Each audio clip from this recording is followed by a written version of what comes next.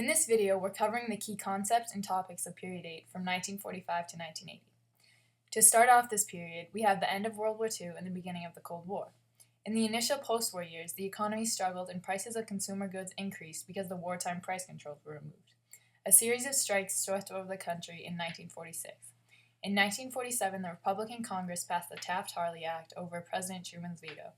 It outlawed businesses, made unions liable for damages that resulted from jurisdictional disputes among themselves, and required union leaders to take a non-communist oath.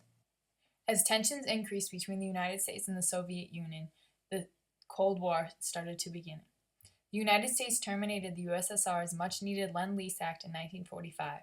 It also ignored Moscow's plea for a $6 billion reconstruction loan while approving a similar loan of $3.75 billion to Britain in 1946. The USSR sought to guarantee its own security by creating a sphere of influence around it.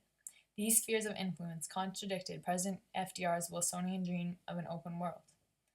Each country believed in the universal expanse of its own form of government. The Soviet Union and the United States provoked each other into a tense 40-year standoff known as the Cold War. An initial problem between the Soviets and the U.S. was the problem of Germany. Americans realized that a flourishing German economy was necessary to the recovery of Europe. The Soviets refused to support the development of Germany because they feared another German-initiated war. As the USSR spread communism to its eastern zone in Germany, and the Western Allies promoted the idea of a reunited Germany, Germany was divided into two zones. West Germany became an independent country, and East Germany became bound to the Soviet Union as an independent satellite state, shut off from the Western world by the Iron Curtain of the Soviet Union. In 1948, the Soviet Union attempted to starve the Allies out of Berlin by cutting off all rail and highway access to the city. In May 1949, America had flown in many supplies. The blockade was lifted. In 1949, the government of East and West Germany were established. In 1946, as the Cold War continues, Stalin, seeking oil concessions, broke an agreement to remove his troops from Iran's northernmost province. He used the troops to aid a rebel movement. When Truman protested, Stalin backed down. In 1946, George F. Kennan came up with a containment doctrine, which tried to explain the behavior of the USSR. This concept stated that the USSR was relentlessly expansionary and that the USSR could be contained by being firm and vigilant. This doctrine was embraced by President Truman in 1947 when Congress passed the Truman Doctrine. Truman declared that it must be the policy of the United States to aid any country that was resisting communist aggression. Although the Cold War never led to armed conflict, it was not a peaceful time in the United States. In 1947, Congress passed the National Security Act, creating the Department of Defense. The National Security Act also established the National Security Council to advise the presidents of security matters, and it created the Central Intelligence Agency, or the CIA, to coordinate the government's foreign fact-gathering. In 1948, the United States joins the European Act called the North Atlantic Treaty Organization. As a result of the Cold War, there became a communist scare. In 1947, President Truman launched the Loyalty Review Board to investigate the possibility of communist spies in the government. In 1949, 11 communists were sent to prison for violating the Smith Act of 1940. In 1938, the House of Representatives established the Committee on Un-American Activities to investigate subversion. So now we have the Eisenhower era from 1952 to 1960, and the Democrats nominated Adlai Stevenson for their election of 1952, and the Republicans nominated Dwight D. Eisenhower, who was already well liked by the public, and Richard Nixon was chosen for his vice president.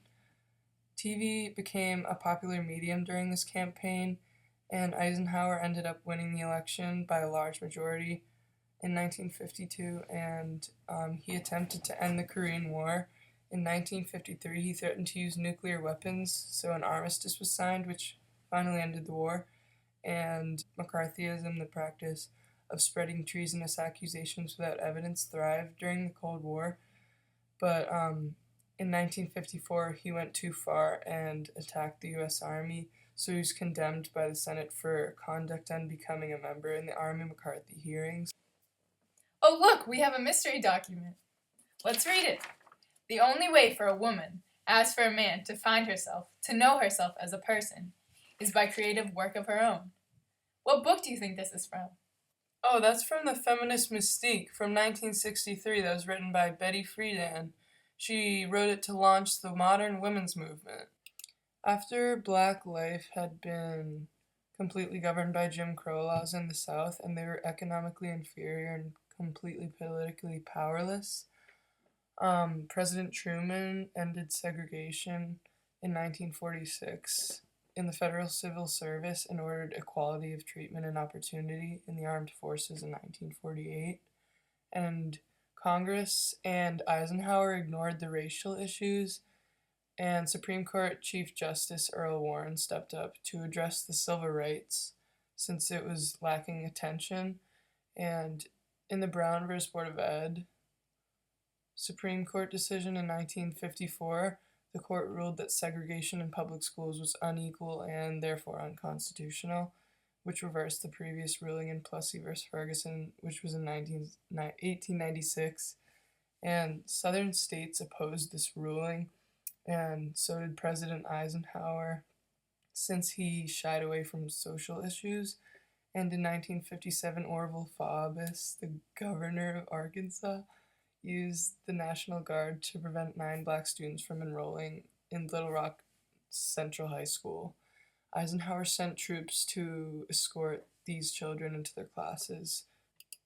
In 1957, Congress passed the first Civil Rights Act since the Reconstruction days, which set up permanent Civil Rights Commission, and Reverend Dr. Martin Luther King Jr. formed the Southern Christian Leadership Conference in 1957 also to mobilize the power of black churches on behalf of their rights. And in 1960, 4 black college students in Greensboro, North Carolina demanded service at a whites-only lunch counter, and this sparked the sit-in movement, which also consisted of wait-ins, lie-ins, and pray-ins across the South. At the Geneva Summit Conference in 1955, Eisenhower attempted to make peace with the Soviet Union dictator Nikita Khrushchev after Stalin died, and his peace negotiations were rejected. And in October of 1956, the French and British attacked Egypt, which started the Suez Crisis, and the Eisenhower Doctrine in 1957 pledged from the U.S. military and economic aid to Middle Eastern nations, which was threatened by communist aggression. And President Eisenhower beat his Democratic opponent Adlai Stevenson when he was re-elected in the election of 1956.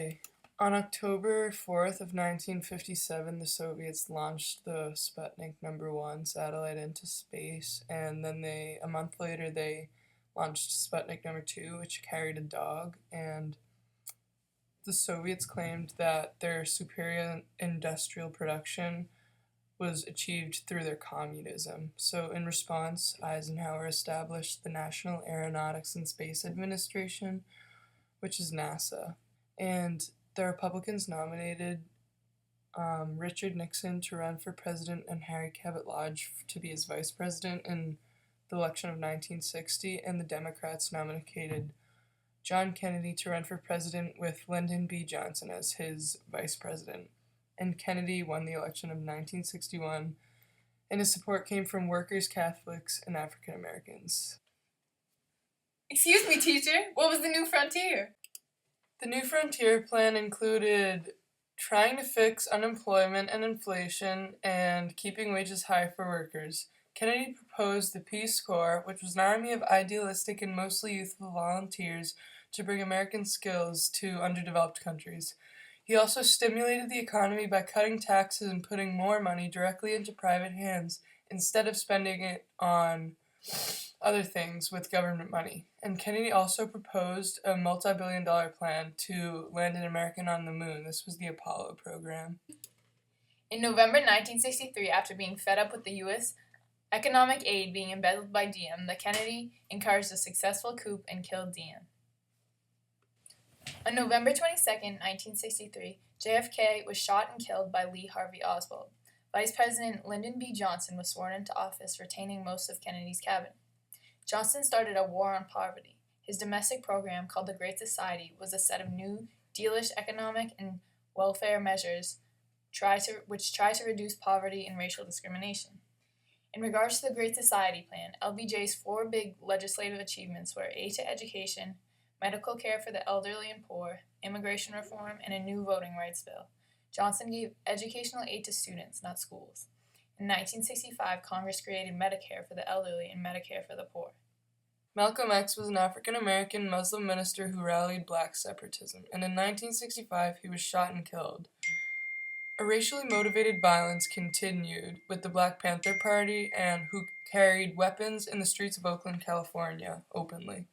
And in 1968, Martin Luther King Jr. was shot and killed by a sniper in Memphis, Tennessee. In June 1967, Israel launched a preemptive attack on Egypt's Air Force, starting the Six-Day War. This led to, in 1968, the Vietnam War becoming the longest and most unpopular foreign war in the nation's history. And in 1968, the Viet Cong attacked 27 South Vietnamese cities, including Saigon. This was the Tet Offensive, and it ended in a military defeat for the Viet Cong, but the American public began to demand an immediate end to the war.